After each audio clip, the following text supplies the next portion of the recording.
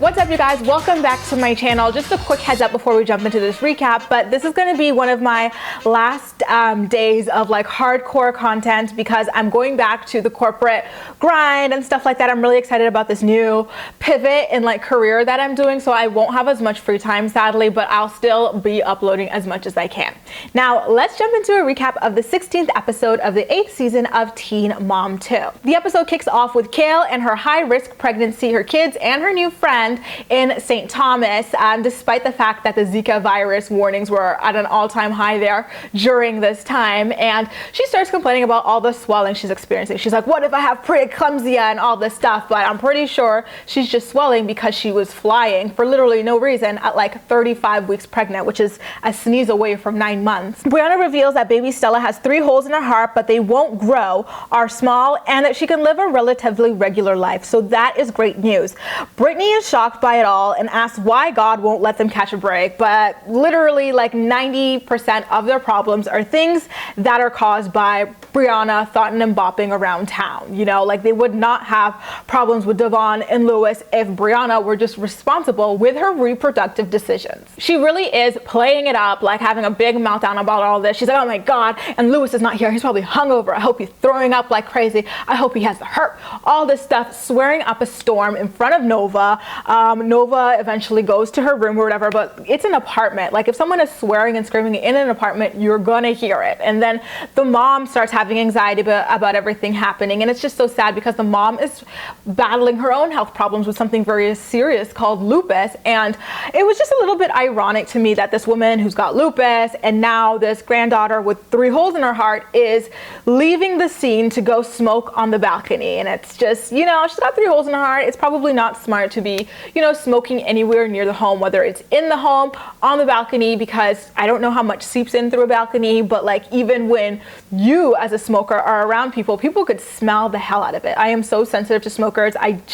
It's, you know, it's hard, and I just can't imagine for a baby that small. I think that's something that Roxanne should get under control. Next up, Janelle calls Jace to wish him a happy birthday, and he curves her for Kaiser, and Uncle Dave creeps into the shot despite us all knowing that Jace is terrified of his ass. And in the next scene, we see that it's their turn to celebrate Jace's birthday, and for some reason, unemployed Janelle, even though she's got like this husband or fiance at the time who is also unemployed, did not have time to wrap up Jace's gift. It just did not make any sense to me. In the next scene, Leah and her girls are all out swimming at someone's house, and she starts telling Allie that she needs to wear a life jacket because she's using all of her energy and stuff, and she insists that Allie wears a life jacket because she doesn't want her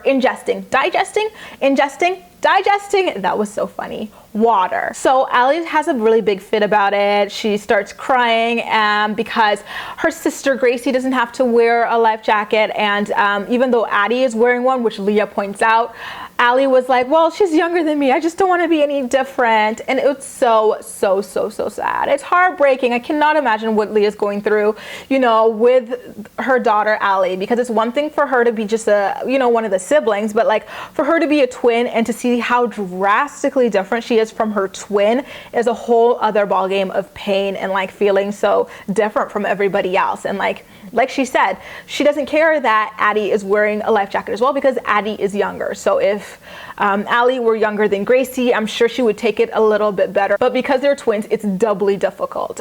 Leah does a really great job of handling it. She's like, I know, but it's because of your height. That's literally it. Gracie can touch the bottom of the pool, but you and Addie cannot. And I want you to preserve your muscle. And she's also like, just remember that maybe this is something that Gracie can do, but you can't do. But remember, there are things that you can do that Gracie can't do as well. And that's just the way life is. And she makes sure that Allie gets the message, and she seems to. Briana calls up her friend to complain about how Lewis hasn't seen Stella since the diagnosis because he's been very busy with trucking school, which, you know, is not really an acceptable excuse. Like, yeah, you've got trucking school, but I'm pretty sure you can call at the very least to figure out how your daughter's doing. And you would be speaking to Briana one-on-one. Like there wouldn't be any Roxanne, there wouldn't be any Brittany. So at the very least, call to get like your own personal update on what's going on with your own daughter. Something that was really weird though, and I don't know if this is called like Munchausen by proxy or anything like that, but Briana decided to like overly exaggerate Stellas Prognosis to her friend. Like,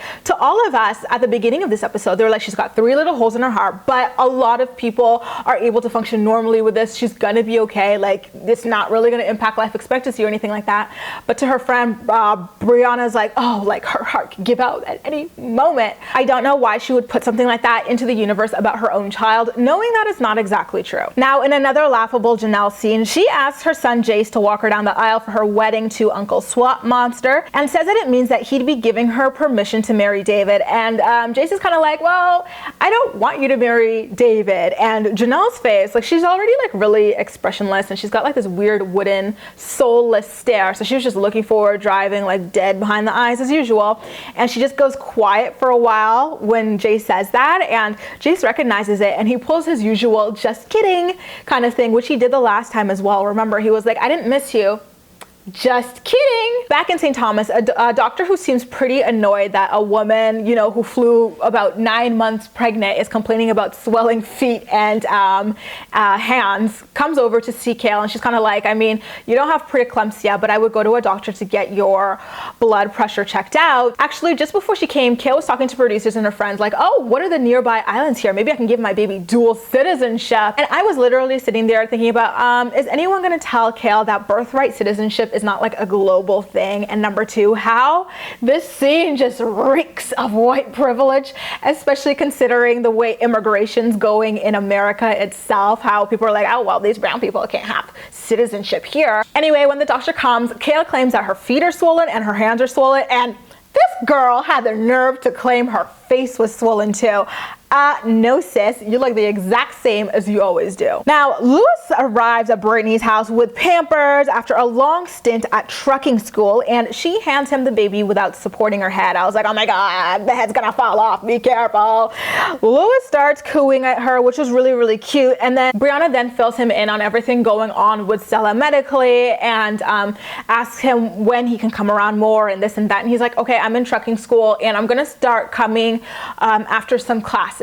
And so Bree's like, well, what do you mean some classes? Which is a pretty reasonable question. I would ask the same thing too if I didn't know exactly how this thing worked. And so Lewis is like, I can't come directly here after every class because I'm still like, I just got my permit, but I'm about to start getting on the road and I still do need to study. Like, it's not done quite yet. And for some reason, Bree still complains about that, but it's like, I mean, you wanted him in trucking school. So here he is in trucking school, and that means spending time away from the baby, unfortunately. In this scene, I kind of agreed with the both of them because I can understand Bree's frustration, especially because this is something she wanted him to do before the baby came so that he would have more time with the baby. But because that ship sailed and it didn't happen and you can't go back to the past, I agree with Lewis at the same time too, which is this is where we are in the present and it's all I can do. And unfortunately, that does mean spending some time away from my daughter. Over in West Virginia, Leah takes the kids to the amusement park with someone who watches Allie and Addie while she hangs with Gracie on the amusement park rides that her sisters can't go on. And she actually rode the ride with producers as well. What a job, you guys. Things get a little bit feisty in a Jace exchange between Janelle and Barbara. I was pretty surprised that Janelle even got out of the car during the exchange. So she gets out to, you know, do the handoff for Jace with Barbara, and she starts talking about how she wants to take him to New York with her in order to pick up her wedding dress. And Barbara's like, well, you can't pick him out from school for that. Janelle's like, well, I'm not going to. I'm trying to get a 6 p.m. flight to go pick up the dress. And so Barbara's like, oh, well, I don't want to talk about the wedding anymore because I'm not invited. She was so petty, you guys. And at that point, she tells Janelle, hey, the psychologist has officially recommended Jace to see a psychiatrist. And at this moment, Janelle puts her medical degree to good use, y'all. She doesn't really have one. This is me throwing shade. She goes, well, what do you mean he doesn't have a psychiatrist right now? I mean, he's been prescribed all these meds and stuff like like that. So who's prescribing them? Barbara's like, well, it was a pediatrician and a therapist as well. And Janelle claims that a pediatrician knows nothing about mental health and cannot prescribe medicine, which is absolute BS to the T. And then she had the nerve to claim that if Jace was under my care, he would have been seeing a psychiatrist from the very beginning. Like that would have been the first thing that he was with. And it's kind of like, well, no, because we see so many instances of him trying to tell you things, and like even your mom trying to tell you things, his therapist trying to tell you things, and you ignore them.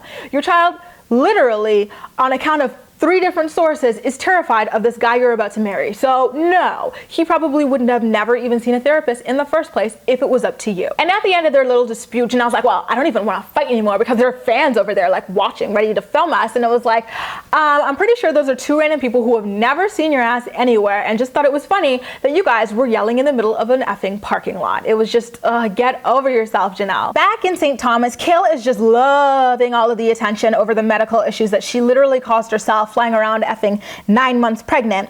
In her hospital bed, she reveals that she tried to call Chris about everything going on and that he didn't return her call or pick up or anything like that. And she looked really, really sad and to deflect from it because Kail doesn't have feelings, right? She claimed, she was like, oh, well, he's probably with another girlfriend. Again, let's pump the brakes here, because for him to have another girlfriend, you would have had to have been a girlfriend, and sorry, but you weren't. In the final scene, Briana's mom enters the apartment, and we all know where this is going. And yes, do I even have to say it at this point? It happened in front of Nova. So she comes in ready for World War V, and Louis is just minding his own business, coddling his daughter Stella, like cuddling her. She's napping on him, like everything is good. One of Briana's friends was there as well, the same one she's had since the beginning. And she's like, well, nice to see you here, Louis. Where you been? Louis is like, well, you know, I was in trucking school. Well, what about that one night, Louis? You just left in the middle of the night. What was that about? Why'd you do that? And so Louis is like, I was just over it. Obviously meaning that you treated him like SHIT in front of everybody, including his own child.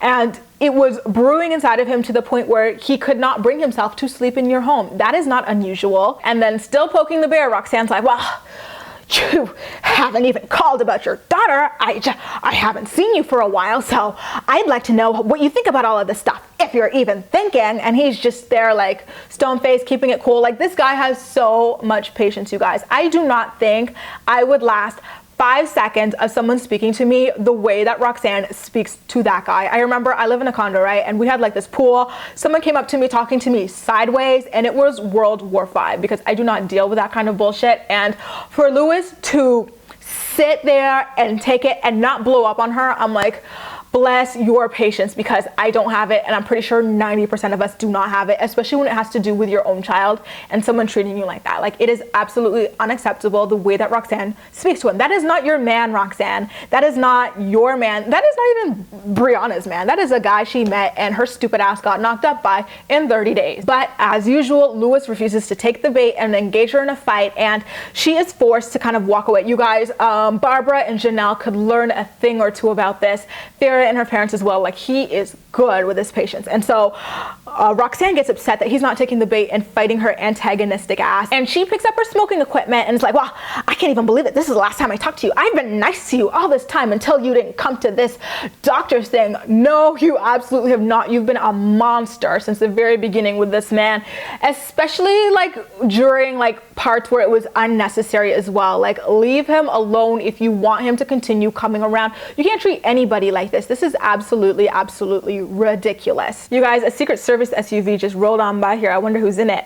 But honestly, she just kept pushing. He refused to take the bait, and she was pissed off by that because she thrives off of drama and fighting with men that are not hers. Like, I don't understand her psyche at all. She's absolutely batshit. So she picks up her little smoking equipment and gets ready to head on out there, and that's about it for the scene. Like, I need her to apply even like 1/10 of the rage that she has towards Louis, towards her own daughter Briana, for being a young thotty out here bringing children into absolutely ridiculous situations. Like, she keeps making the same damn mistakes, and her whole family suffers through it all. Someone should really talk to these people. Like, what do they expect when Briana keeps having children with men who are not seriously committed to her, who are not even career men, and men, like, you don't live with this guy. So obviously when he's got his school stuff, he can't just drop by all the time, you know, especially with his school being like late nights and this and that. Like, it's difficult. This is not your husband. This was not even your real boyfriend. This was the guy you met for 30 freaking days. Anyway, let me get off my little soapbox and listen to what you have to say. Make sure to leave all your thoughts and opinions in the comment section down below.